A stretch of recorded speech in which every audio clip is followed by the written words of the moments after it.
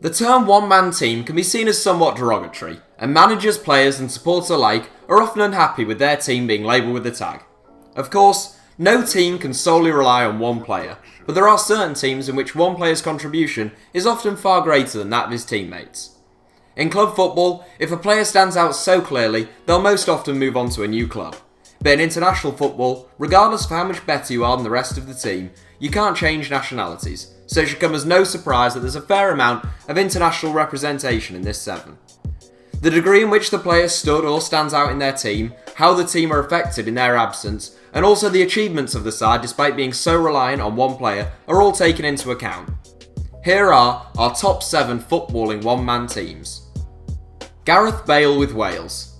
Former Tottenham Hotspur star Gareth Bale may have come under fire at Real Madrid at times, but he's still absolutely crucial to the Welsh national team and has been instrumental in their achievements over the last few years. Bale was directly involved in 9 of the 11 goals Wales scored during qualifying for Euro 2016, and he scored in every group game as Wales reached the semi-finals, in the first major tournament they'd qualified for in almost 60 years. Aaron Ramsey, Ashley Williams and Joe Allen are all decent players, but Wales' attack really wouldn't frighten anyone without the exploits of Bale, who scored 26 goals in 68 caps for his country to date. EUSEBIO with Portugal. The Portugal sides that EUSEBIO played in weren't necessarily poor ones. The likes of Germano, Hilario, and in particular Mario Coluna were all very good players, but EUSEBIO was still such a talisman and their dependency on him was such that he deserves a place in this 7.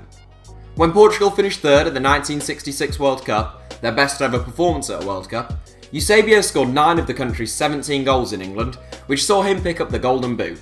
In total, EUSEBIO scored 41 goals from 64 caps. Hristo Stoichkov with Bulgaria. Bulgaria's greatest ever player, Hristo Stoichkov unsurprisingly shone in the Bulgarian national team during his playing days. Although Bulgaria's team of Stoichkov's era was regarded as something of a golden generation for the country, the former Barcelona man was still head and shoulders above his teammates. Stoichkov guided them to their greatest ever World Cup showing in 1994 when they reached the semi-finals. Stoichkov won the Golden Shoe at the tournament as top scorer and also won the Ballon d'Or later that year. Matt Le Tissier at Southampton. In terms of longevity, few can match how long Southampton relied upon the brilliance of Matt Le Tissier. Rarely seen running, Le Tissier still often dominated games due to his technical ability. Known for his superb touch and often majestic goals, Le Tissier scored 100 Premier League goals from attacking midfield and is Southampton's second highest scorer of all time. A real Saints legend, many believe Southampton wouldn't have been able to retain their Premier League status without him. Zlatan Ibrahimovic with Sweden. The Swedish national team wasn't exactly littered with world-class players during Zlatan Ibrahimovic's international career. In general, they were a solid, hard-working and reliable bunch, but not the most gifted. The one exception to that for more than a decade was Zlatan.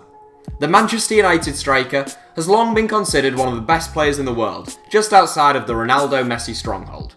Zlatan won 116 caps for Sweden, scoring 62 goals, and was voted Sweden's second greatest sportsman of all time, behind Bjorn Borg. Diego Maradona with Napoli and Argentina in 1986. Perhaps the greatest player of all time, Diego Maradona set a world record transfer fee when he moved from Barcelona to Naples, joining Napoli in 1984. The transfer was huge and redefined Italian football. Napoli had just finished 12th out of 16 teams when the Argentine arrived, and no team from southern Italy had ever won a Serie A title. Juventus, AC Milan, Inter Milan and Roma were all rocked by the arrival of Maradona, who turned Napoli into a genuine force. When he arrived, Napoli had only ever won the Coppa Italia. When he left, they'd won Serie A twice, the UEFA Cup, the Supercoppa Italiana and the Coppa Italia again. With Argentina in 1986, Maradona reached new heights even for himself. The Argentina team of 1986 was not as poor as some suggest, but without their talisman El Diego, it seems unlikely they would have made waves in Mexico, let alone won their second ever World Cup. Tom Finney at Preston North End. The greatest example of a one-man team in history is that of Sir Tom Finney at Preston North End. For 14 years, the Lancashire club relied upon Finney to make them a force within English football, and more often than not, he delivered. Preston's team was, with the greatest of respect, very average without Finney. At the 1950 World Cup, the 1954 World Cup, and the 1958 World Cup, only one Preston player could be found in the England squad, and on every occasion, that was Tom Finney. A tremendous winger, Finney scored 210 goals in 473 games for Preston.